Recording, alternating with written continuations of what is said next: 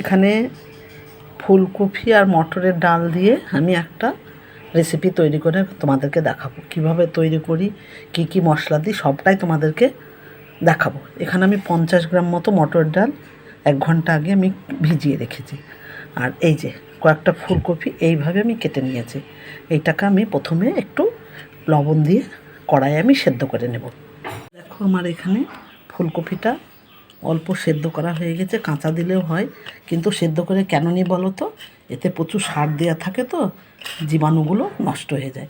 এই দেখো, এইটার সঙ্গে আমি এই যে ডালটা দিয়ে প্রথমে পেস্ট করে নেব মিক্সিতে। আর কী কী মশলা দেবো দেখো, এখানে আছে জিরে, লবঙ্গ, এলাচ, দারচিনি, আদা আর কাঁচা লঙ্কা। এটাও আমি পেস্ট করে নেব। মিক্সিতে আমি ডালটা নিয়ে নিলাম। এটা আধবাটা করে আমি ফুলকপিটা তারপরে দেব। এটা আধবাটা হয়ে গেল। এবার আমি এর মধ্যে ফুলকপিগুলো দিয়ে দিলাম। সামান্য পরিমাণে জল দেব, সামান্য পরিমাণে, না হলে পাতলা হয়ে যাবে। দেখো আমার পেস্টটা খুব সুন্দর হয়ে গেছে। এইবার আমি এইটা থেকে বাটিটাই তুলে নেব। তুলে আমি সাদা তেলে বড়াগুলো প্রথমে ভেজে নেব। দেখো খুব সুন্দর হয়েছে পেস্টটা। হাতে দিয়ে দেখাই, দেখো মোলায়েম। তার আগে আমি একটু হলুদ দিয়ে দেব, সামান্য পরিমাণ মতো লবণ দিয়ে দেব, আর একটুখানি আমি মিষ্টি দিয়ে দেবো।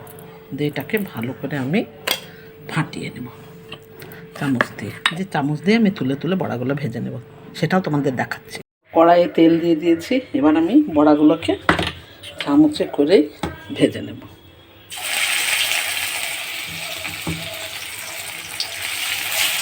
খুব বড়ও করব না, খুব ছোটও করব না।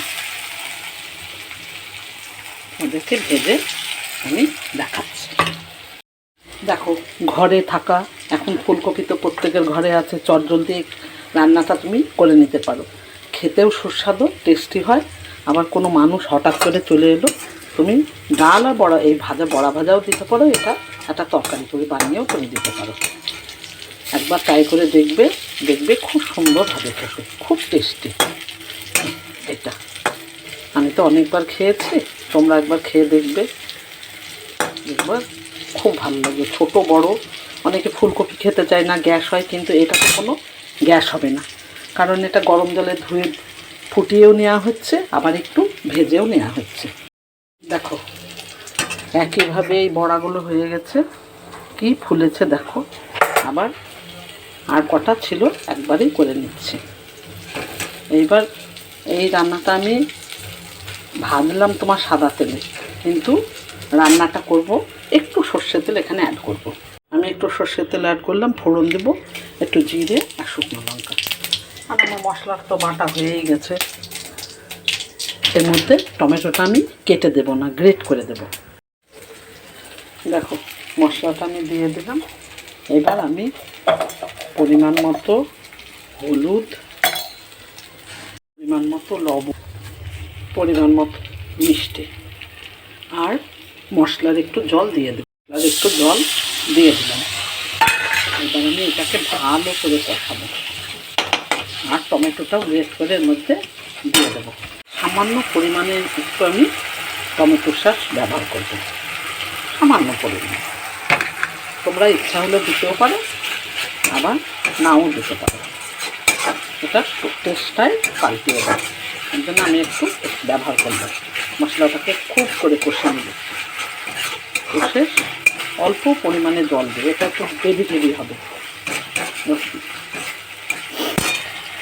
আমার হয়ে গেছে, তেল ছেড়ে গেছে। এবার সামান্য পরিমাণে আমি একটু জল দিয়ে দিলাম। এখানে আমি কোনো কাশ্মীরি লঙ্কার গুঁড়ো ব্যবহার করিনি। লঙ্কা যদি লাল হয় তাহলে কাশ্মীরি লঙ্কার গুঁড়ো ব্যবহার করতে হবে। আর আমি জল দেব না, একটু ফুটলেই আমি বড়াগুলো দিয়ে দেব। ঝোলটা ফুটে এসছে, আমি এবার বড়াগুলোকে দিয়ে দিলাম। এবার আঁচটাকে আমি লো করে দেব, বড়ার ভিতর যাতে রসটা সম্পূর্ণভাবে ডোবে। উনুনের ফ্লেমটাকে আমি লো করে দিলাম। এরপরে আমি একটু ঘি দিয়ে নামিয়ে দেবো। কমপ্লিট হয়ে গেছে, এটা আমি এবার গ্যাসটাকে বন্ধ করে দেবো। দিয়ে আমি একটু সামান্য পরিমাণে ঘি এর মধ্যে দিয়ে দিলাম। আমার রেডি ফুলকপি মটরের ডালের বড়া করে রেসিপিটা রেডি হয়ে গেল। দেখো একবারে গ্রেভি গ্রেভি, কোনো এটা ঝোল হলে ভালো লাগবে না, এটা এইভাবেই তৈরি করতে হবে। এর সঙ্গে লুচি, পরোটা, পোলাও, ফ্রাইড রাইস, ভাত, তুমি যা দিয়ে খাবে গরম গরম ভাতের সঙ্গে সবই ভালো লাগবে। একবার ট্রাই করে তোমরা দেখবে।